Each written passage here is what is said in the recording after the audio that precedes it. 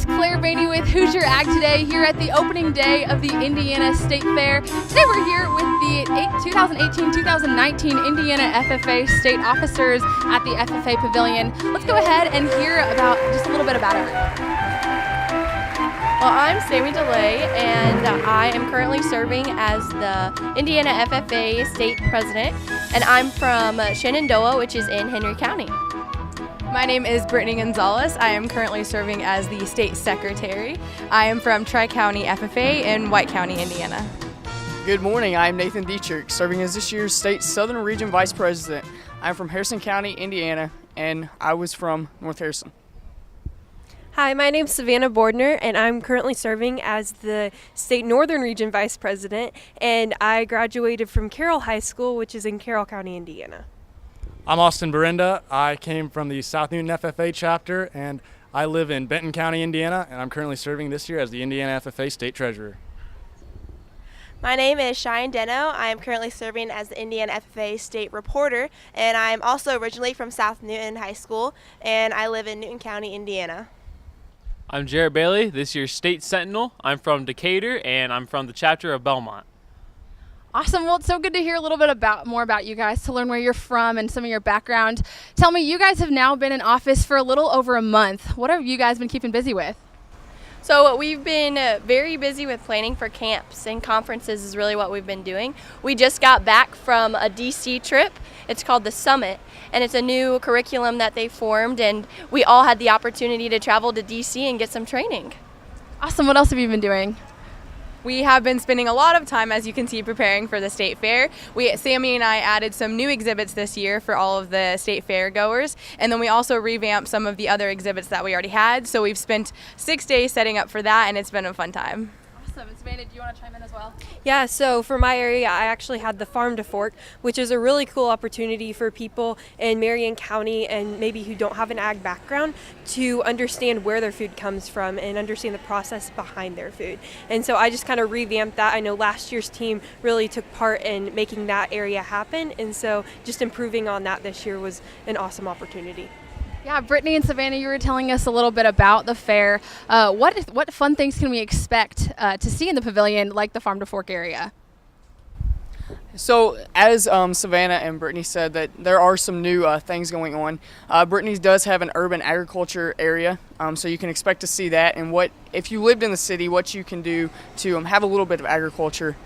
Savannah's doing the Farm to Fork, and Sammy has a new area with conservation. So you can see some no-till crop practices and different things that maybe many people don't know about as far as conservation goes.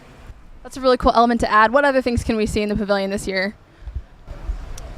Well, I think it would be out of line if we didn't mention the awesome putt-putt golf course. The mini golf is awesome. It's free, so anyone can come through, go through 18 holes, and have a nice little round with their family, either competitively or for fun. I don't know what they're feeling. But we also have these new facts set up so everyone can learn a little bit about agriculture. There's a fun fact at every single golf hole, and some of them are a little bit more fun than others. They're kind of interesting, but it's definitely something that I would want everyone to check out. Yeah, that does sound pretty fun. I'll have to tell my family to come and play putt-putt this year at the fair.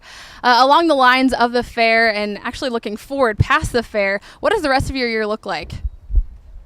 So after State Fair wraps up and we're able to clean up at the end of the 17 days, the biggest thing, as Sammy mentioned, are our conferences, which are a camp weekend where our FFA members can come down to our FFA Leadership Center down in Trafalgar, and they can learn about what they can do in FFA. They can learn about how to become better leaders.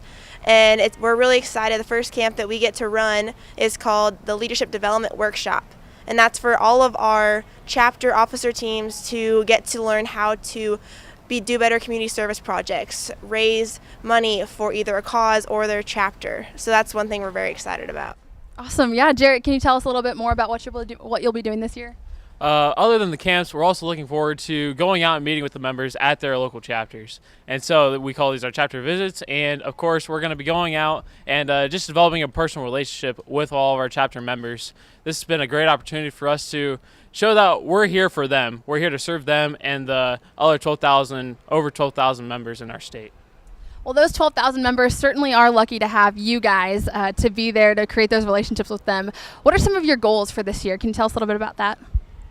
So one goal that we have, I think, is we made the state fair a little bit more interactive this year. So I guess seeing if everything works out like we hope it does is something that is a goal of ours, and then learning from it and seeing what we can do better next year potentially. What other goals do you guys have this year? One goal that we had as a team was to really get out there and interact with those members, because that's a big part of who we are, but also to interact with the businesses and industries that we visit. In December, we'll be being able to travel to a lot of different businesses and to see their values, and so that's that's a value that we hold, is being able to make those connections and build those relationships. Well, those sound like some pretty exciting goals and plans that you have for this year. Thank you so much for spending some time with us today here at the fair, and we hope you have a great 17 days of summer. You heard it here first, and I'm Claire Bainey with Hoosier Ag Today.